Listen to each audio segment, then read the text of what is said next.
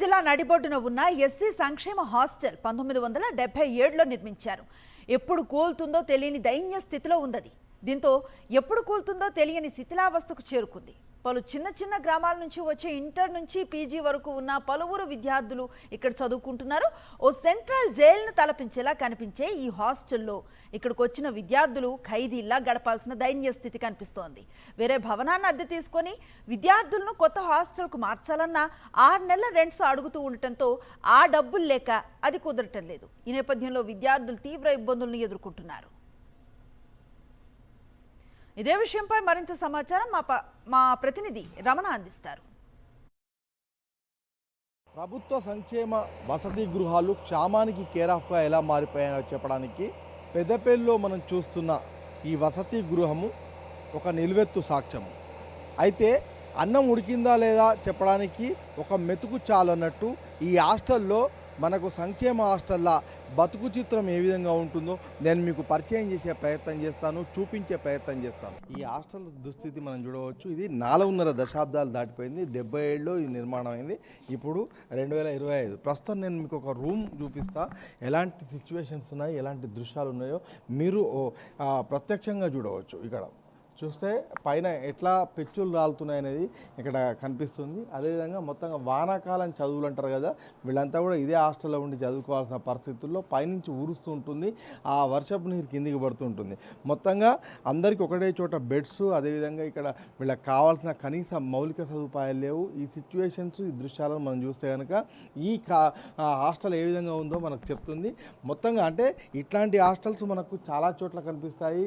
మనం ఇంతకుముందే చూసాము ఇదే జిల్లాలో, ఉమ్మడి జిల్లాలో. అటు జగిత్యాల జిల్లాకు వెళ్తే పెద్దాపురం గురుకుల పాఠశాలలో దుస్థితి కూడా మనం చూసాం. అక్కడ పాములతోని పిల్లలు సావాసం చేసి ఇద్దరు పాము కాటుతోని బలైన దృశ్యాలు కూడా మనం చూసాము. ఆ ఘటన కూడా ఎంత కలకలం రేపింది, ఎంత సంచలనం రేపిందో మనం చూసాం. మనం మరొక రూమ్ చూపిస్తున్నాను. నేను ఇదే హాస్టల్లో అన్నం ఉడికిందా లేదా చెప్పడానికి ఒక మెతుకు చాలు అన్నట్టుగా మనం ఇక్కడ చూడవచ్చు. ఎట్లా పెచ్చులూడి ఇవన్నీ ఇంట్లో బిక్కుబిక్కుమంటూ భయంగా విద్యార్థులు వాళ్ళు ఉండాల్సిన దుస్థితి మనకు కనిపిస్తుంది. టాయిలెట్స్ కూడా 2-3 ఉన్నాయి. అప్పటికి వాడన్ సార్ వీక్లీ తన ఖర్చుతోటే వాళ్ళ శాలరీ నుంచే ఫుడ్ కానీ ఇవన్నీ చేస్తున్నారు. మళ్ళీ ఫుడ్ విషయంలో చాలా విషయాలు అడిగితే సారు నా జేబు నుంచే పెడుతున్నా, నిజానికి టెండర్ ఎవరు తీసుకోవట్లేదు అంటున్నారు. గవర్నమెంట్ దృష్టికి సారు మేము చాలాసార్లు కలెక్టర్ ఆఫీస్కి లెటర్స్ రాసినాం హాస్టల్ బాగు చేయండి అని. బట్ ఎవరు పట్టించుకోవడం లేదు. అప్పటికి ఒక 2-3 ఆ సంఘాలు, వీళ్ళు విద్యా సంఘాల వాళ్ళు కూడా మాకు ప్రయత్నం చేస్తున్నారు, కానీ ఎవరు మమ్మల్ని ఎస్సీ కాలనీ అంటే ఎస్సీలను ఎస్సీ స్టూడెంట్స్ అనో పట్టించుకోవట్లేదు. ప్రస్తుత ప్రభుత్వ పెద్దలు కూడా పట్టించుకోవడం లేదు. కలెక్టర్ వచ్చి వెళ్ళినా కూడా ఇక్కడ ఎలాంటి పరిస్థితుల్లో మార్పు లేదని చెప్పేసి విద్యార్థులు, విద్యార్థి సంఘ నాయకులు చెప్తున్న సిచ్యువేషన్స్, దృశ్యాలను మనం చూస్తున్నాం. కెమెరా పర్సన్ సతీష్తో రమణ, సాక్షి టీవీ, పెద్దపల్లి. ఉమ్మడి పాలమూరు జిల్లాలో సంక్షేమ హాస్టళ్లు, గురుకుల పాఠశాలలు, కేజీబీవీలు సమస్యలతో సతమతమవుతున్నాయి. అరకొర వసతులతో విద్యార్థులు తీవ్ర ఇబ్బందులు ఎదుర్కొంటున్నారు. సమస్యలు విద్యార్థుల విద్యాభ్యున్నతికి ఆటంకంగా మారుతున్నాయి. నిత్యం ఎక్కడో ఓ దగ్గర ఫుడ్ పాయిజన్ కేసులు నమోదవుతున్నాయి. మెనూ పాటించడం లేదని విద్యార్థులు ఆరోపిస్తున్నారు. అద్దె భవనాల్లోనే ఏళ్ల తరబడి హాస్టళ్లు, గురుకులాలు నడుస్తున్నా ప్రభుత్వం పట్టించుకోవటం లేదని విద్యార్థులు ఆవేదన వ్యక్తం చేస్తున్నారు. సంక్షేమ హాస్టళ్లలో విద్యార్థుల అవస్థలపై పూర్తి వివరాలు మా ప్రతినిధి విజయభాస్కర్ అందిస్తారు.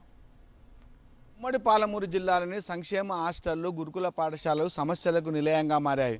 నిరుపేదమైనటువంటి విద్యార్థులు చదువుకునేందుకు వచ్చేటువంటి యొక్క సంక్షేమ హాస్టళ్ళు కానీ గురుకుల పాఠశాలలన్నీ కూడా సమస్యలతో సతమతమవుతుండేటువంటి నేపథ్యంలో విద్యార్థులకు ఆటంకంగా మారినటువంటి పరిస్థితి ఉంది. ఇప్పటికే జిల్లా వ్యాప్తంగా ఉండేటువంటి యొక్క గురుకుల పాఠశాలలు కానీ సంక్షేమ హాస్టళ్ళు దాదాపు 50% పైగా ఇవన్నీ కూడా అద్దె భవనాల్లోనే నిర్వహిస్తుండడంతో అక్కడ సరైనటువంటి వసతులు లేకుండా వాళ్ళంతా ఇబ్బంది పడేటువంటి పరిస్థితి. ప్రస్తుతం మన మహబూబ్నగర్ జిల్లా కేంద్రంలో ఉండేటువంటి ప్రభుత్వ వెనుకబడిన తరగతుల కళాశాల బాలికల వసతి గృహాలను ఇక్కడ విద్యార్థులకు సంబంధించినటువంటి అనేకమైనటువంటి సమస్యలు ఉన్నాయి. ప్రధానంగా ఇక్కడ ఉండేటువంటి మరుగుదొడ్లు సరిగా లేక ఇబ్బందులు పడుతున్నారు. చాలామంది విద్యార్థులు తెల్లవారుజాములు లేచి ఉండేటువంటి కొద్దిపాటి యొక్క మరుగుదొడ్ల ద్వారా నిర్వహణ చేసుకోవడం ఇబ్బందిగా మారిందనేటువంటి ఆవేదన వ్యక్తం చేస్తున్నారు. వైరల్ ఫీవర్స్, ఫుడ్ పాయిజన్కి సంబంధించినటువంటి సమస్యలు కానీ కనీస వసతులు లేక వాళ్ళంతా కూడా సతమతమయ్యేటువంటి పరిస్థితి. ఇక్కడ కొంతమంది విద్యార్థులు వాళ్ళంటే తెలుసుకుందాం. చెప్పండి, మీ దగ్గర ఏం సమస్యలు, ఏం కావాలి? రూమ్స్ ఉన్న స్ట్రెంత్కి వాష్రూమ్స్ కరెక్ట్ లేవు. ఉన్న వాష్రూమ్స్ కూడా వాటర్ బ్లాక్ అవుతున్నాయి.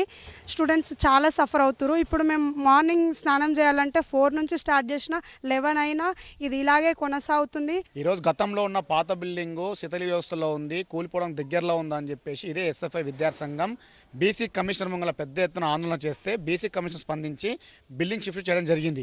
అంటే చూడనికే బిల్డింగ్ బాగుంది కానీ కనీసమైన మౌలిక వసతులు లేని పరిస్థితి ఈరోజు మహబూబ్నగర్ జిల్లాలో కనిపిస్తూ ఉంది.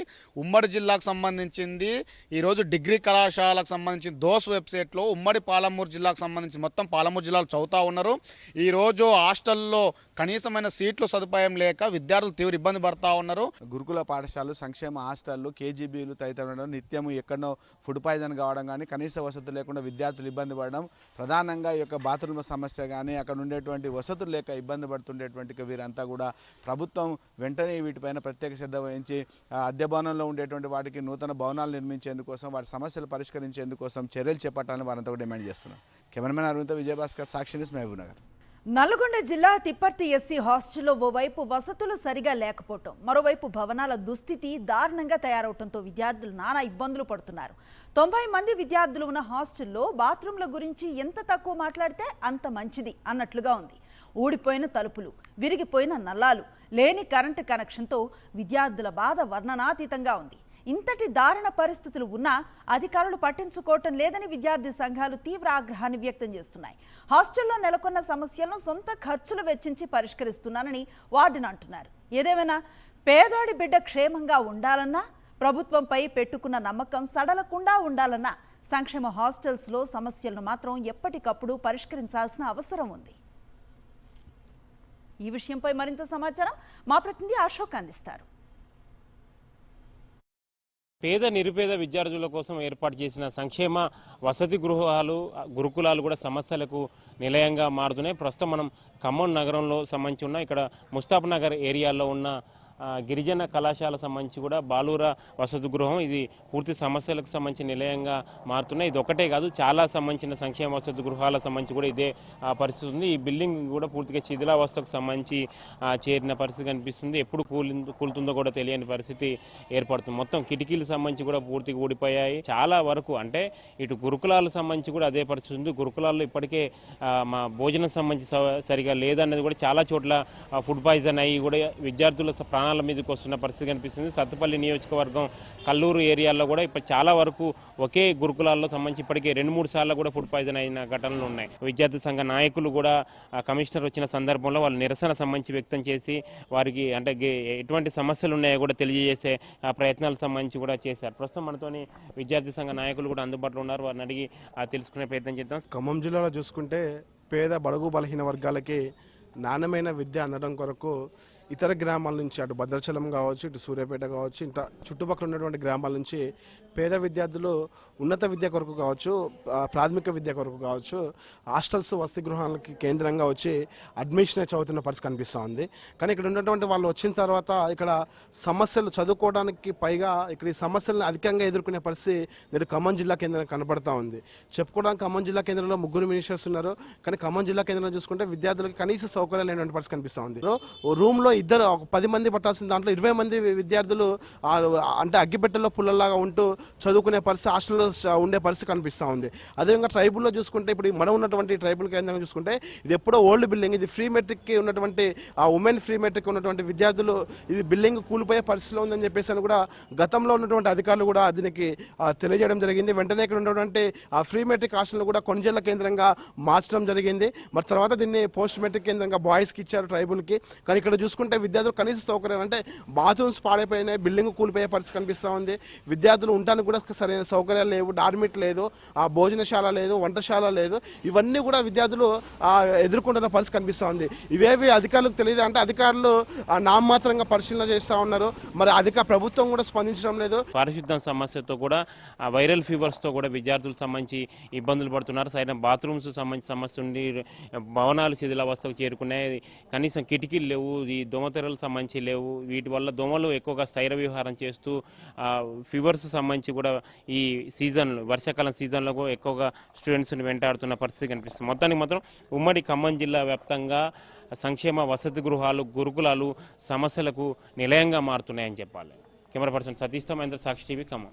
ఖమ్మం జిల్లా సంక్షేమ హాస్టల్స్ పరిస్థితిని మా ప్రతినిధి మహేందర్ అందించడాన్ని ఇప్పటి వరకు చూసాం. ఇక నల్గొండ జిల్లా తిప్పర్తి ఎస్సీ హాస్టల్లో ఓవైపు వసతులు సరిగా లేకపోవటం, ఇంకోవైపు భవనాల దుస్థితి దారుణంగా తయారవడంతో విద్యార్థులు నానా ఇబ్బందులు పడుతున్నారు. అక్కడి పరిస్థితిని మా కరెస్పాండెంట్ అశోక్ అందిస్తారు. ఆ గ్రౌండ్ రిపోర్ట్ చూద్దాం. పేద విద్యార్థులను దృష్టిలో పెట్టుకొని సంక్షేమ హాస్టళ్ల కోసం ప్రతినిత్యం వందల కోట్లు వేల కోట్లు ఖర్చు చేస్తున్నామని చెప్పేసి ప్రభుత్వం చెప్తున్నటువంటి ఆ మాటలు నీటి మీద రాతలే అయ్యాయా అంటే ఇక్కడ ఉన్నటువంటి సంక్షేమ హాస్టల్లో పరిస్థితులు చూస్తే అవుననే సమాధానం వినిపిస్తుంది. మనం ప్రస్తుతం తిప్పర్తిలో ఉన్నటువంటి ఒక సంక్షేమ హాస్టల్లో చూసుకోవచ్చు. ఇది విద్యార్థులు 90 మంది విద్యార్థులకు సరిపోను వంట చేసేటువంటి వంటగది పైన దుస్థితి ఏ విధంగా ఉందంటే పగిలిపోయినటువంటి రేకులు, మొత్తం కాలిపోయినటువంటి కరెంటు తీగలే కనిపిస్తున్నాయి. అంటే ఈ స్థాయిలో కరెంటు ఇక్కడ దైన్యమైనటువంటి పరిస్థితులు ఉంటే అధికార యంత్రాంగం ఏం చేస్తుంది అనేది కూడా ఒక ప్రశ్న అందరి మనసులో కలుగుతున్నటువంటి పరిస్థితి మనం చూసుకోవచ్చు. ఇది రాత్రి షార్ట్ సర్క్యూట్ కారణంగా మొత్తం వైరింగ్ మొత్తం కాలిపోవడంతో ఇక్కడ వార్డెన్ స్థానికంగా స్టే చేస్తూ దాన్ని ఆ సమస్యను పరిష్కరించేందుకు చొరవ చూపించారని చెప్పేసి కూడా ఆ విద్యార్థులతో పాటు వార్డెన్ కూడా చెప్తున్నారు. ఉమ్మడి నల్గొండ జిల్లాకు సంబంధించినటువంటి పలు సంక్షేమ హాస్టల్లో కూడా ఈ విధమైనటువంటి దృశ్యాలే కనిపిస్తున్నటువంటి నేపథ్యంలోనే అసలు అధికార యంత్రాంగం ఏం చేస్తుంది అనేది కూడా ఒకసారి ఆలోచించుకోవాల్సినటువంటి పరిస్థితి మనం చూసుకోవచ్చు. 90 మంది విద్యార్థులకి తాగేటువంటి ఫ్రిడ్జ్ ఇది. దీనికి కనీసం ఇక్కడ వైరింగ్ వసతి కూడా లేదు. చూసుకోవచ్చు ఈ డోరు ఈ విధంగా పైకంటే ఈ డోరు ఊడిపోయేటువంటి పరిస్థితి. ఒకవేళ ఇక్కడ ప్లగ్ పెట్టేటువంటి సమయంలో కరెంట్ షాక్ గురైతే విద్యార్థులు దానికి ఎవరు బాధ్యత వహిస్తారు అనేది కూడా ఒకసారి ఆలోచించుకోవాలి. మాకు వర్షం వస్తుంది కదా, వర్షం వచ్చినప్పుడు ఇక్కడ కూర్చొని తినలేము. మొత్తం వర్షం వచ్చి మొత్తం ఇదంతా బురద ఇక్కడ అంతా వాటర్ నిండిపోతాయి. ఇక్కడ వర్షంలో తినాలి అంటే ఇంకా మేము ఇక్కడ వర్షం వచ్చింది కాబట్టి రూమ్ హాల్ ఉందిగా, హాల్లో పోయి కూర్చొని తింటాం. ఇక్కడ అన్నం ఉండేటప్పుడైనా మొత్తం అలా ఇబ్బంది అవుతుంది. మొత్తం రేకులు మొత్తం పలిగిపోయినాయి, కారుతున్నాయి, నీళ్ళు గారి అంతా మొత్తం వాటర్ అయ్యి కూర్చోలేకపోతున్నాయి. మాకు ఇలా ఉండలేకపోతున్నాం. ఇప్పుడు రేపు వర్షాలు వస్తాయి, వాళ్ళకు తినడానికి షెడ్డు లేదు. షెడ్డు కరెక్ట్గా లేక వర్షాలతోటి తింటుంటే కూడా నీళ్ళు అల్లబడుతున్నాయంట. అదొక సమస్య ఘోరంగా ఉన్నది. అది ఎప్పటిదో పాత బిల్డింగు, అది ఇంతవరకు పట్టించుకున్నది లేదు. వంటగది సరిగ్గా లేదు. వాళ్ళకు ఏదైనా ఇప్పుడు బియ్యం వస్తాయి, బియ్యం దాచిపెట్టాలన్నా కూడా వర్షాలు వస్తాయి, మళ్ళీ అవి తడిస్తే అయ్యే వండి పెట్టే పరిస్థితి ఉంది. ఇంకోటి హాస్టల్లో ఇంతవరకు ఏ ఒక్క పని కూడా చేసింది లేదు. ఆ యొక్క కిటికీలు ఘోరంగా ఉన్నాయి. కొన్ని రూమ్లకైతే అసలు కిటికీలే లేవు. ఇప్పుడు వర్షాకాలం అసలే ఆ యొక్క చలికి ఇబ్బంది పడతారు. రేపు చలికాలం వస్తే ఇంకోటి ఇప్పుడు దోమల కాలం, దోమలు వచ్చి రోగాల పాలైతే ఎవరు బాధ్యులు? మురుగునీరు పూర్తిగా జామ్ అయిపోవడంతో దోమల బెడద కూడా భారీ సంఖ్యలో ఉన్నటువంటి నేపథ్యంలోనే ఇక్కడ వాలినటువంటి పెరిగినటువంటి దోమలు విద్యార్థులు కుడితే డెంగ్యూతో పాటు మలేరియా, టైఫాయిడ్ లాంటి ఏదైతే ప్రాణాల మీదకి వచ్చేటువంటి వైరల్ ఫీవర్స్ కూడా అటాక్ అయ్యేటువంటి అవకాశం ఉన్నటువంటి నేపథ్యంలోనే మురుగునీరు కూడా సక్రమంగా పారేందుకు చర్యలు చేపట్టాల్సినటువంటి అవసరం ఉంది. ఇది ఒక ఎస్సీ హాస్టల్ సంబంధించినటువంటి సమస్య కాదు. ఉమ్మడి నల్గొండ జిల్లాలో పలు హాస్టల్లో పరిస్థితి ఈ విధంగానే ఉంది. గత సంవత్సరం మునుగోడుకు సంబంధించినటువంటి ఎస్సీ హాస్టల్ చూస్తే అక్కడ గోడల్ని ముట్టుకుంటే కూలిపోయేటువంటి పరిస్థితి. అదే సమయంలో పనిచేయని ఫ్యాన్లు ఏ సమయంలో తల మీద పడతాయని చెప్పేసి కూడా భయాందోళన నేపథ్యంలోనే బిక్కుబిక్కుమంటూ కూడా విద్యార్థులు అదే హాస్టల్లో ప్రస్తుతం అయితే కాలం వెల్లదీస్తున్నటువంటి నేపథ్యంలోనే సంక్షేమ శాఖకు సంబంధించినటువంటి అధికారులు ఖచ్చితంగా కదలాల్సినటువంటి అవసరం ఉంది. ప్రతి హాస్టల్ని పర్యవేక్షిస్తే ఇక్కడ విద్యార్థులు ఎదుర్కొంటున్నటువంటి సమస్యలు వాళ్ళ దృష్టికి వెళ్ళి సమస్యల పరిష్కారం కోసం చొరవ తీసుకునేటువంటి అవకాశం ఉన్నటువంటి నేపథ్యంలోనే ఖచ్చితంగా అధికారులు అయితే క్షేత్రస్థాయిలో విజిట్ చేయాల్సినటువంటి అవసరం ఉంది. అదే సమయంలో రాత్రి బస చేసి విద్యార్థులకి మానసిక స్థైర్యాన్ని కూడా ఇవ్వాలని చెప్పేసి కూడా సాక్షి టీవీ అయితే కోరుతున్నటువంటి నేపథ్యంలోనే అధికారులు కదులుతారా లేదా అనేది కూడా వేచి చూద్దాం. నేను శ్రీనివాసరావు, పాషం అశోక్ రెడ్డి, సాక్షి టీవీ, నల్గొండ.